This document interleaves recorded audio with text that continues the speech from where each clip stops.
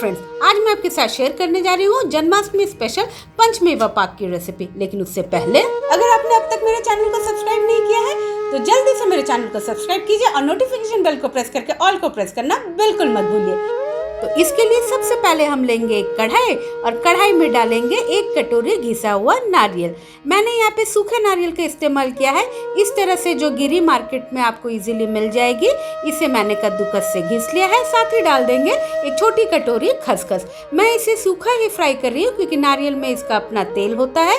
इसे हम 2 से 3 मिनट के लिए लो फ्लेम पे भूनेंगे और जब ये भून जाए हम इसे निकाल के दूसरे प्लेट में रख लेंगे। उसके बाद उसी कढ़ाई में हम डालेंगे थोड़ा सा घी, 1 बड़ा चम्मच जितना, और उसके बाद हम इसमें फ्राई करेंगे 1 कटोरी मखाने।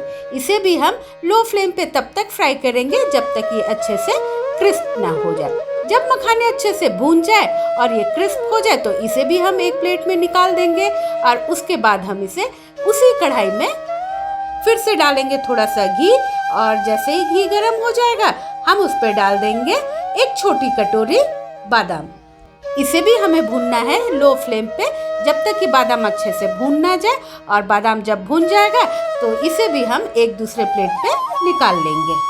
इन सारी चीज़ों का भूनने का टाइम अलग अलग है, इसलिए हम इन सबको अलग भून रहे हैं। अब हम इसमें 1 छोटी कटोरी डाल देंगे मगज के बीज, जिसे हम खरबूजे के बीज भी कहते हैं।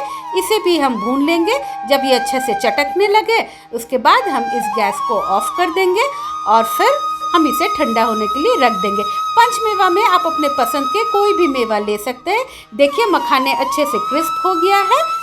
मैंने मखाने और बादाम को हल्का सा क्रश कर लिया है। अब चलते हैं नेक्स्ट प्रोसेस की ओर, जो कि है चाशनी बनाना।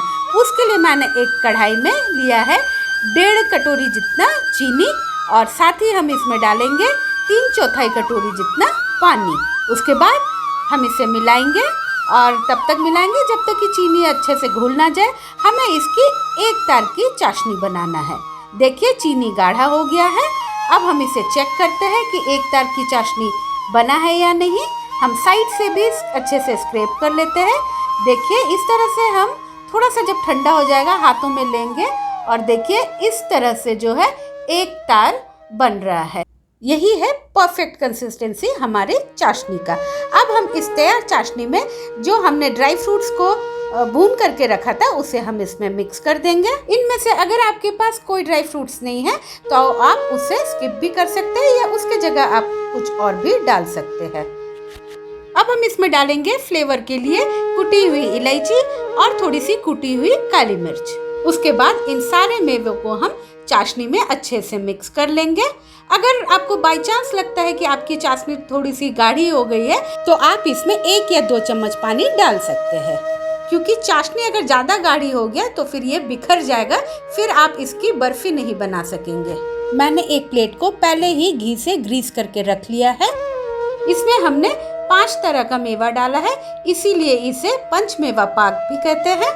उसके बाद हम इस तैयार किए हुए मिश्रण को बिल्कुल गरम गरम ही जो ग्रीस किया हुआ थाली है उसके ऊपर डाल देंगे और इस तरह कलछी से हम इसे एक शेप दे देंगे।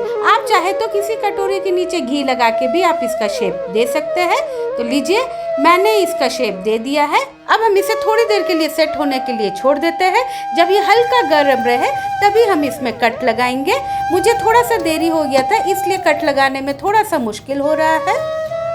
अब हम दूसरे तरफ से भी इसमें कट लगा देते हैं। तो लीजिए मेरा मेवा पाक तो तैयार है।